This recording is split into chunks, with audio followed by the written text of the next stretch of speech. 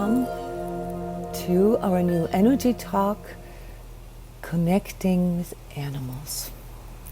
What does it do to us when we connect with animals?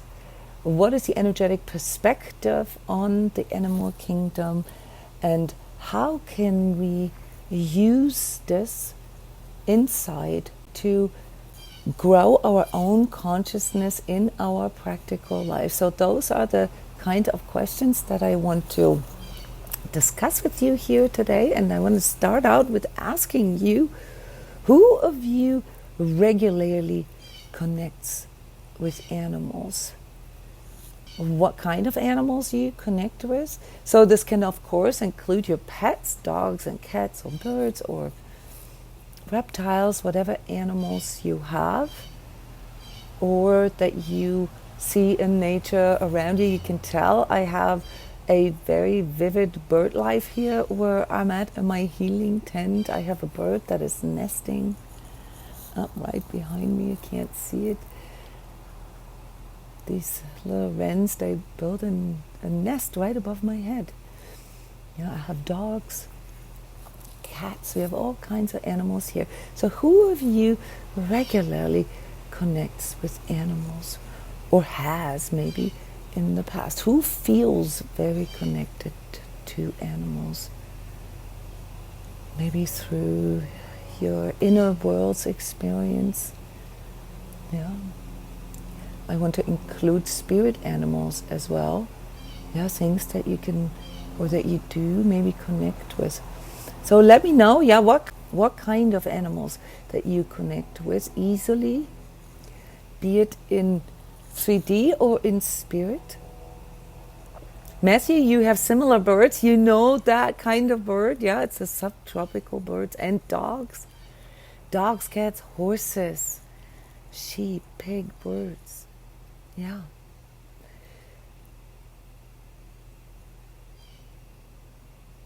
What are these things that you learn from connecting with animals? Chickens and ducks, I love it.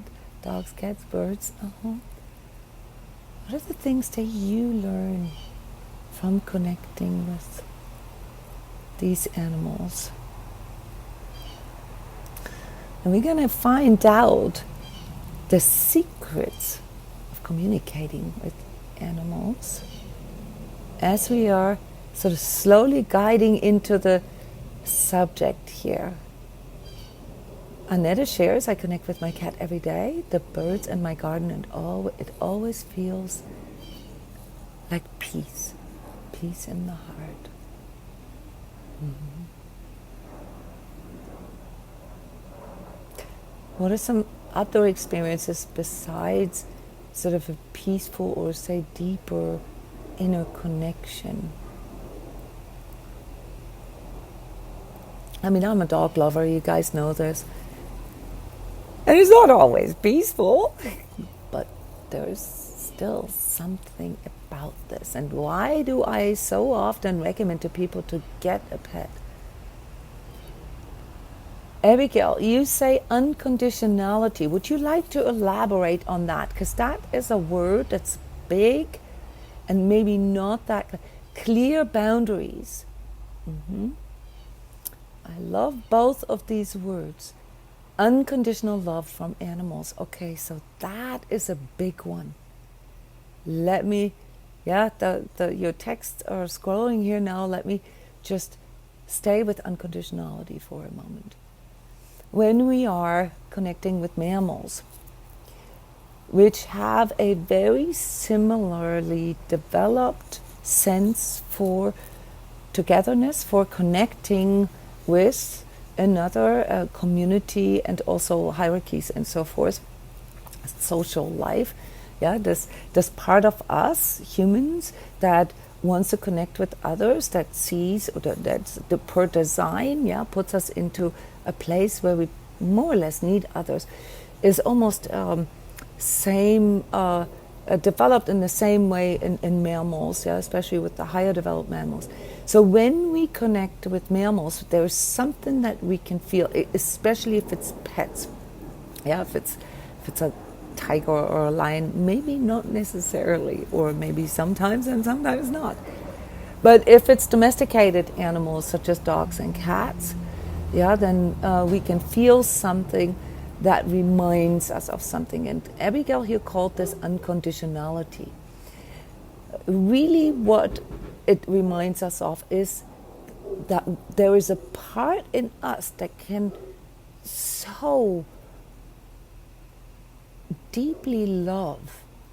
Yeah, I don't know if you feel this too, but when I sit on the ground with my dogs and I brush them and they so completely let go and trust me 100%, there is something that flows back to me in that moment. It's also like I can trust in myself. Yeah, when they love me in this way, I can feel this love in myself. And yes, of course, I will say it's, my dog, yeah, that does that to me, but it really isn't. It is me being willing to go into this deeper connection with my dog at that moment.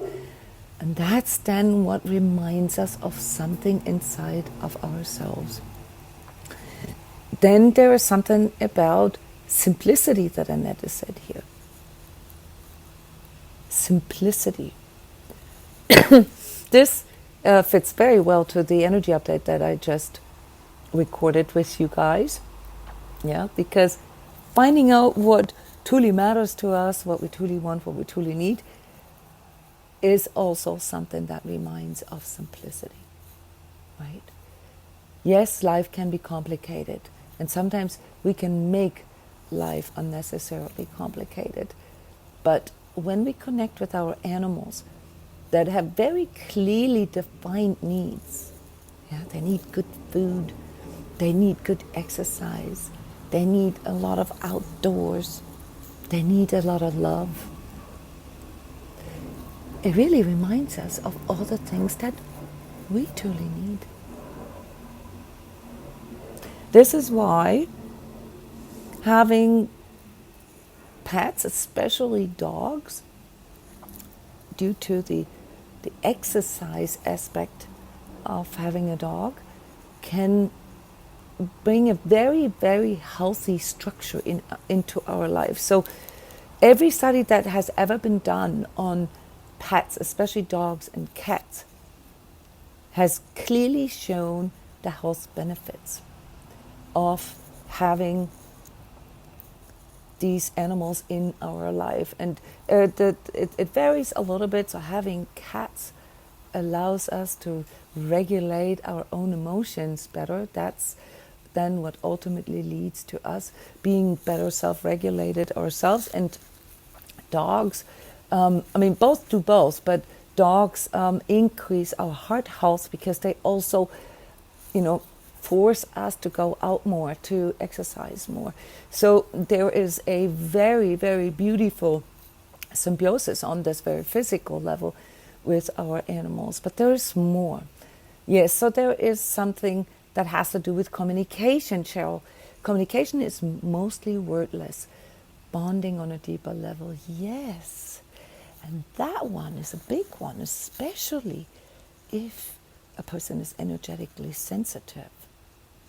Because you learn to utilize your sensitivity.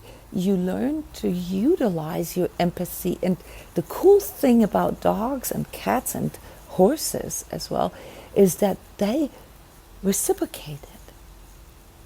There is a communication on a level that is not just through gestures or words. Anyone who's ever been with a horse, who's ever really lived with a dog and a cat, knows how energetically sensitive, how empathic these animals are. And they reflect this back to us. In other words, they can also help us to understand ourselves better. Yeah, they show us, they mirror to us the energetic state that we are in. And we'll talk about how they do this here in a moment. Yes, Annette, your cat stares at you until you react. And she never does it with the sound. That's right. Some cats do. But it's proven now that this meowing that we know from our cats is actually conditioned. It's because we always talk to them when we give them food. And so they think they have to meow at us to get our attention. Yeah, it's very interesting research there. Yeah, so coming back to the simplicity and these boundaries. Yeah. Dogs and cats and horses also have a very simplistic way of reacting to boundaries. It's either yes or no. And it can teach us a lot. So people who need to learn to who need to do boundary work, who need to learn to recover, who need to recover from trauma or things in their lives, abuse and so forth, that has sort of created unclear boundaries in them. They do really well working with horses therapeutically, because a horse is a prey animal and is therefore specialized on reacting to any kind of sudden energy shifts.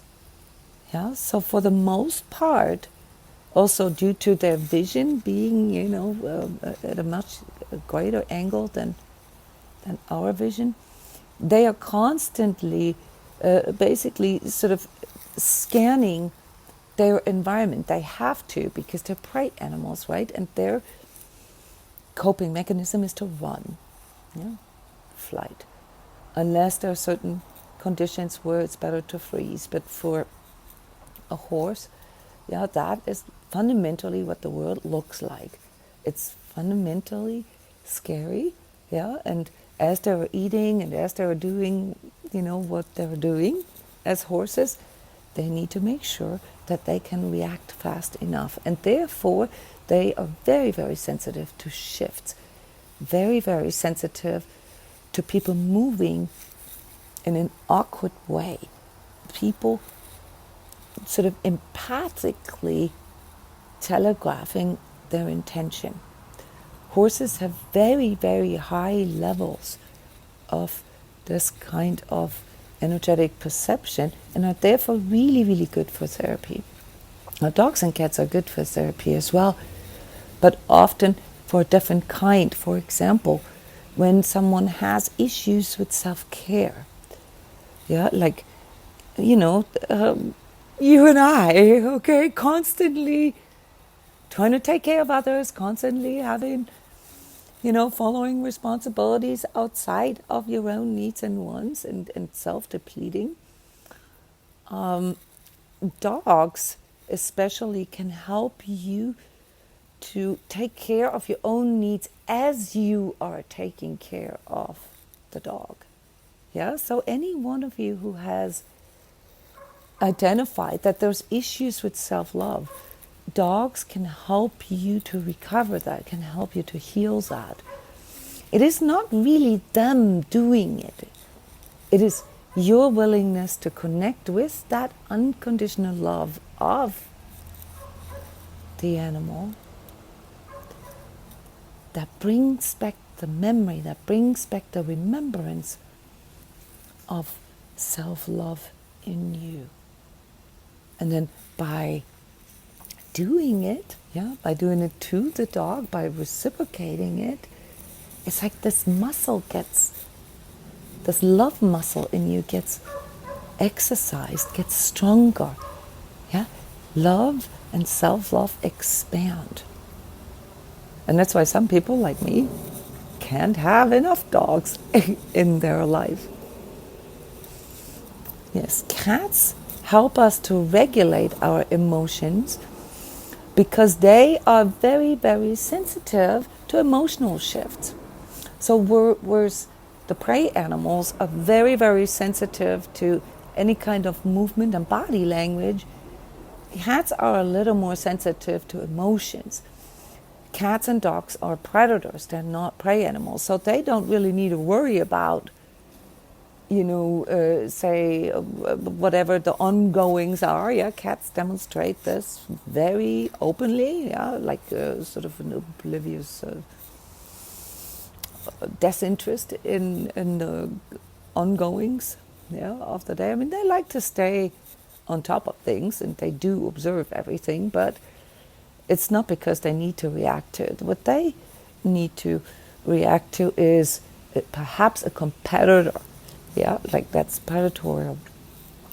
Someone who could potentially invade their territory, who could potentially take food away, or you as their love giver, yeah, attention away. So that's where the social behavior of animals it can teach us quite a few things, especially in regards to dynamics. Yeah, and this is how cats help us to regulate, because cats are extremely territorial. Yeah, and they react right away. I mean, anyone who's ever had cats and brought another cat in, or brought another dog in, or even just brought a grocery bag in, you will notice that your cat immediately tries to own it. This is a fun thing, on YouTube, showing cats reacting to carton boxes, because they have to own it. They have to either rip it apart or lay in it. And if you just so much as move a pillow or move a piece of furniture, your cat has to go there and own it. Okay? That's because the main focus of attention for a cat has to do with hierarchies, yeah, and who is allowed to go where. And when they lay on it, even when they lay on you, they rub their scent onto you. It's, like scratching the tree post. Yeah, they're not scratching, some cats do, but it's mostly about owning you. Okay, so they call their dips on you. And dogs do this too, but not in the same way as cats do. Cats are more solitary in this way. Dogs are more pack animals, so their sociology, their social understanding of dynamics has a lot to do with, and this is here what some of you have mentioned in the chat, has a lot to do with micro movements. Your dog observes you all day long. Your dog knows exactly what you are doing based on what kind of clothing you wear, whether or not you took a shower yet, what kind of shoes you're wearing, what kind of deodorant you're wearing, or whatever. They observe everything, because for them it's really, really important to know what happens next. So a dog has a compartment in their brain. It's really, really interesting, because even when they sleep, that compartment of the brain is still active. Yeah, that kind of registers all going on. So when you have a protection dog type of dog, yeah, it's extremely well developed. When they sleep, they have an inner protocol with timestamps, more or less, of everything that was going on. And the moment they wake up, it's like they get an update from that part of their brain into their frontal lobe, yeah, that tells them, okay, so this and this is what happened while you were sleeping. Yeah, they are really, really good at, sort of keeping score and keeping like protocol of all the things that happen. But how do they do this? They do this with their energetic sensitivity and obviously their heightened senses. Yeah, the nose and the ears, that are so much more developed than ours. So we think it's our words with our dogs, but it really isn't. So in that way, dogs can teach us clarity. They can teach us congruence. They can teach us, that you can't do, or you can't say one thing and do another thing. It confuses them, and you can see that in them. They will react based on what they know, based on your track record. Okay? And if you use certain words, like say the word treat, and you don't give them a treat, that confuses them and makes them insecure. And when dogs are insecure, they will come to you and want clarification. They will want something. Yeah. So these dogs, they constantly want something, that are not that well trained. A lot of times it has to do with the owner's incongruence. The dog doesn't know what is coming next, and therefore it constantly projects its own needs to you. Maybe you just forgot to give me the treat. You just said treat. Why aren't you giving it to me? Yeah. Or why are you giving it to the other dog that is way lower in the ranking, in the packing order here? Why are you giving this to her first? This confuses me. That means I have to establish my ranking all the time because you, as our owner, don't understand that I am the alpha and that's, not the alpha. So you have to give me treats first. Do you guys understand what I'm saying? It's when you become incongruent. They need to project. And that's what they do. And this is what dogs who are constantly on your case or constantly yapping and barking and ba ba ba ba ba. I mean, there are certain situations where you can't prevent dogs from barking, say when the doorbell rings or when people go in and out. Those are situations that need to be trained. Yeah. So your dog, if you really watch it, shows you something about you.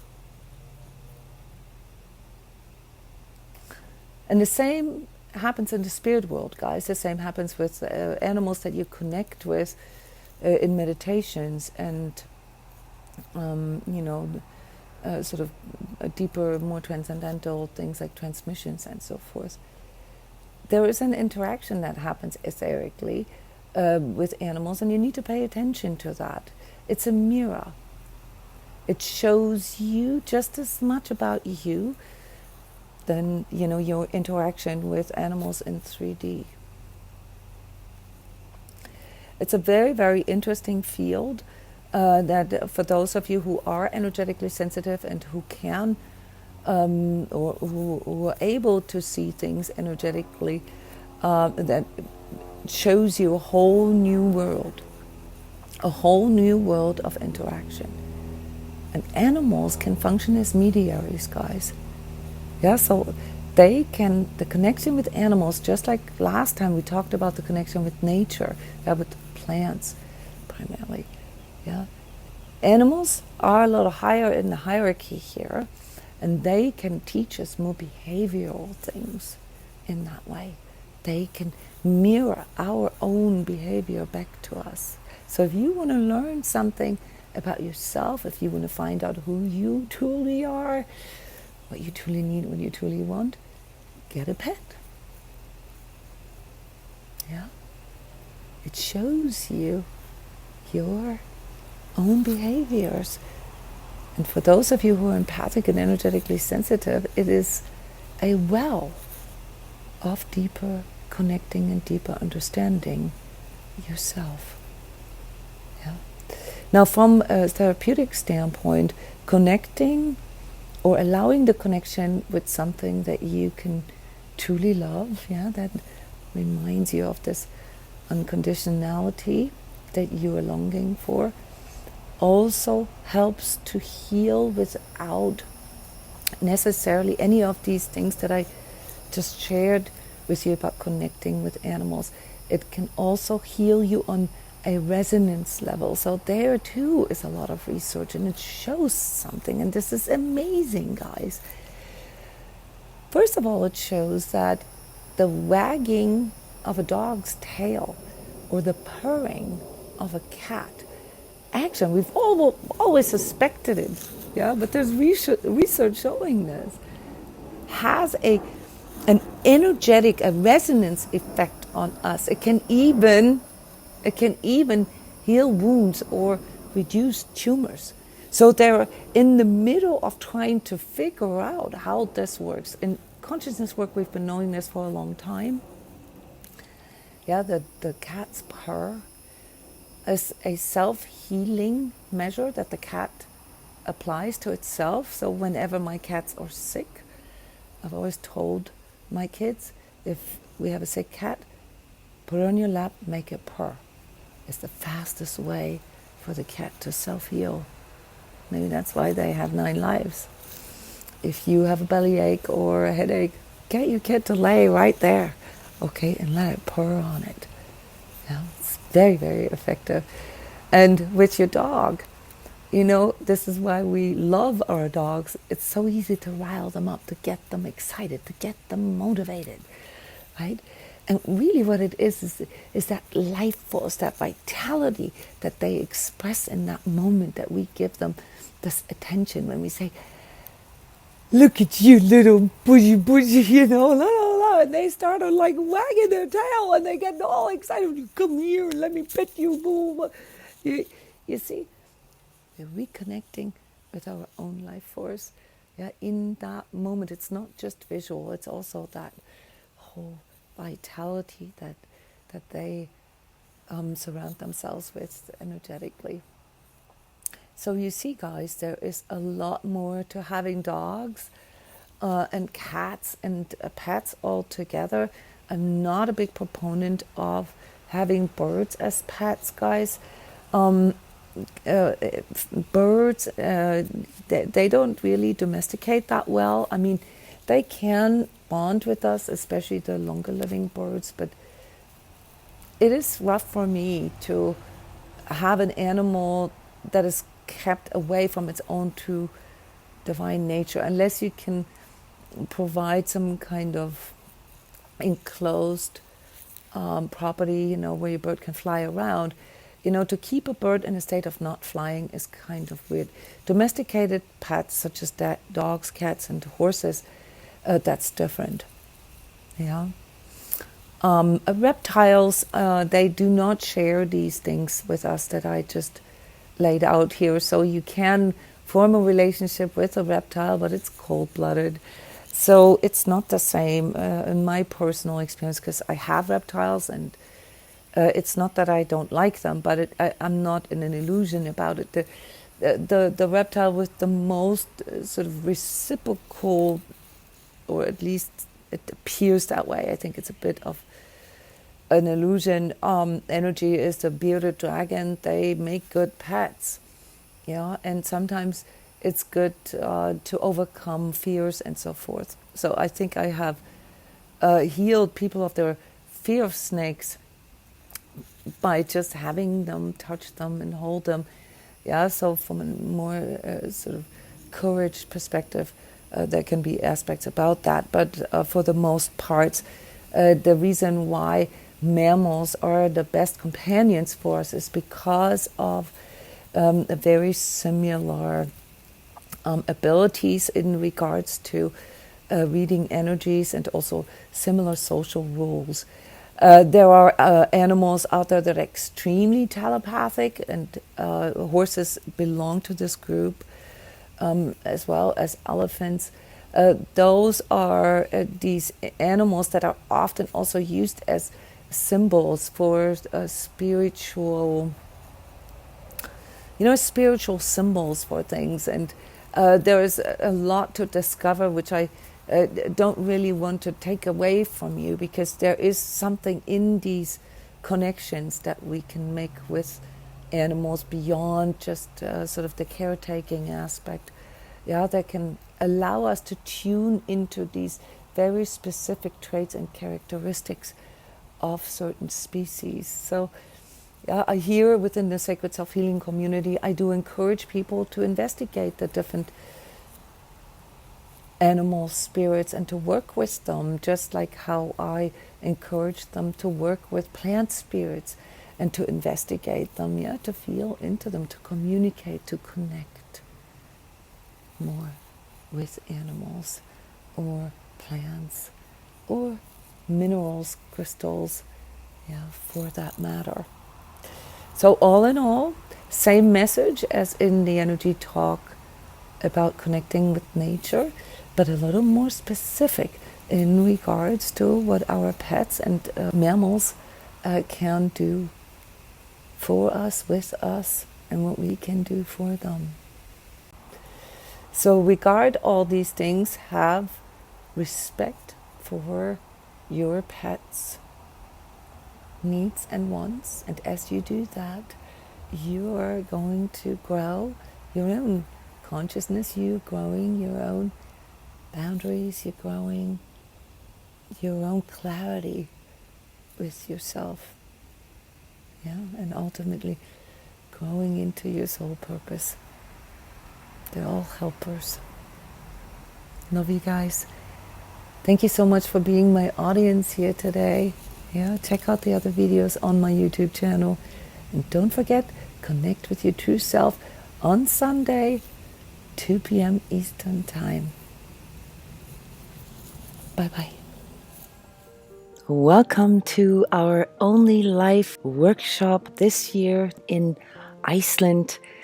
And we will get inspired, learn how to overcome our old ways and learn new ways. Join us to this only in-person energy healing and training seminar in Iceland this year. Learn from us how to test and discern truth and its dualities. Explore how to implement conscious awakening into the physical. See how it's done. And even if you just want to come to Iceland to explore this magnificent island, the midnight sun, the waterfalls, the geysers, or stop by while traveling to Europe or to the United States, then check this out. Either way, we're going to have an unforgettable experience together, spending 24-hour daylight in one of the most sacred places on this planet. Tickets and registration is now online. You can plan your summer vacation with us in June in Iceland.